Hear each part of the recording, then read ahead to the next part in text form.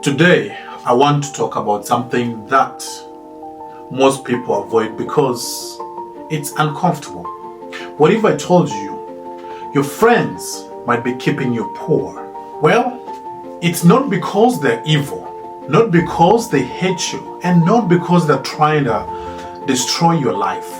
No, but because the people around you influence what you think is normal. And if average is normal in your circle, chances are you'll become average too. And this is something that we take so lightly until you really get to understand this thing. Look at your conversations. I want you to look at your conversations. Look at your group chats. Look at the people you spend the most time with. Are they talking about building skills, starting businesses, or even investing, solving problems, or creating opportunities? Or are they talking about celebrities, gossips, relationships, politics, football, or everybody else's business? Because where your attention goes, your future follows. Where your attention goes, your future follows. So here, the most expensive thing in the world is the wrong crowd. Many young people think poverty is caused by lack of money. Sometimes it is, but often poverty begins with a lack of environment. If every person around you believes business is too risky, what are the chances you'll start one? If everyone around you believes success is only for connected people, what are the chances you'll take initiative?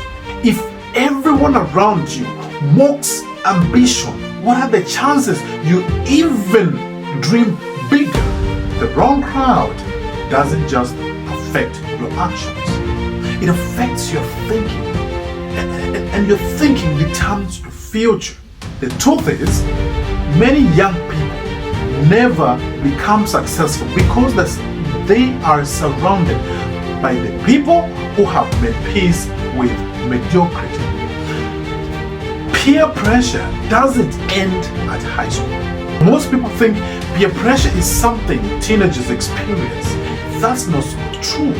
Adults experience peer pressure every day. Some young people buy expensive phones they can't afford because their friends have them. Some rent apartments they can't afford because they want to impress the people around them, their peers. Some spend money on clothes, alcohol, parties, and lifestyles that they cannot sustain. And why? Because they want to fit in. Because they are afraid of being judged. But here's the problem. Many people are sacrificing their future to maintain the image they're trying to portray to us. They're trying to look successful instead of becoming successful. This is something that is really killing the young people. And those are two different things. Trying to look successful and becoming successful. Looking rich is easier than becoming rich, right? Social media has made this problem even worse. Today, people don't just compete with their friends, they compete with strangers. Someone just posts a new car, someone posts a vacation, someone posts designer clothes, someone posts even fancy dinner, and suddenly you feel you are so falling behind. What you don't see are the loans, the debt, the stress, the struggles, the sacrifices hidden behind the camera. Many people are living a lifestyle they cannot afford and to impress people they don't even like. That is insanity. And the goal is not to look rich, we all know that. The goal is to become valuable. I've spoken this on the previous videos, becoming valuable. Because value eventually creates wealth.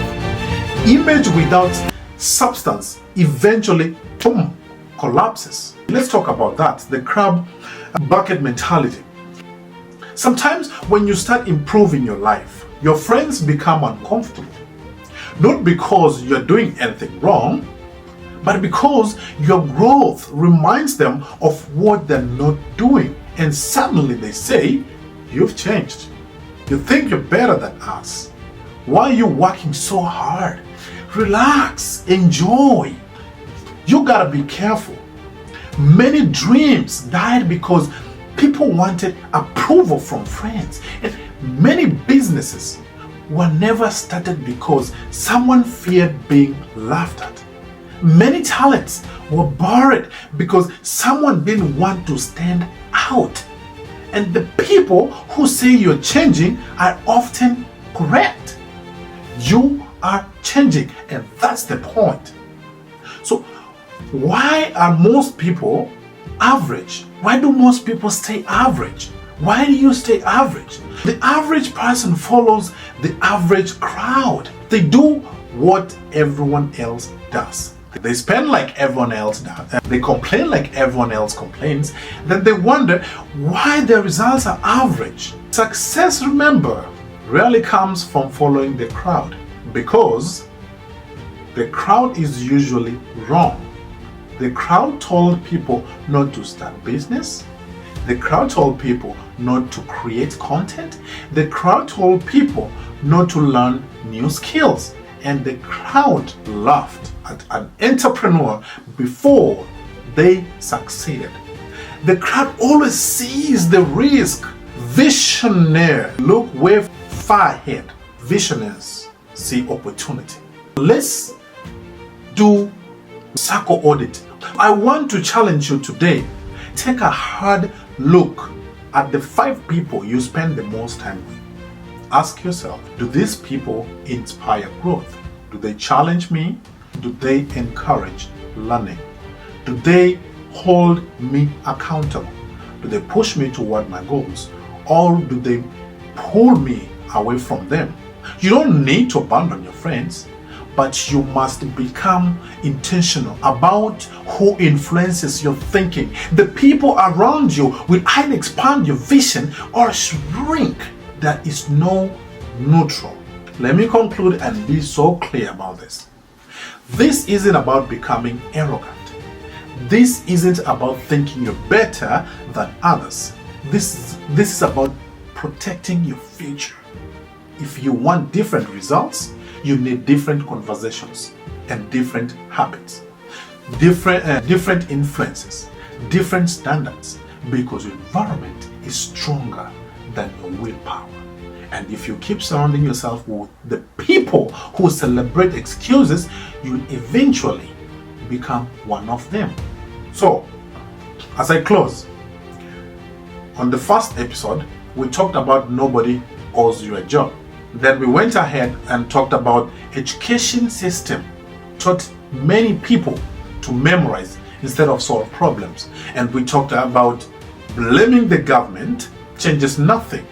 And today, we're talking about something even closer to home, the people around you. Because sometimes the biggest obstacle to your future isn't the government, it isn't your degree, it isn't the economy. It is the small circle of people who keep convincing you that average is acceptable. And if you want an extraordinary life, at some point, you must stop taking advice from people who are comfortable living ordinary ones. See you in the next episode.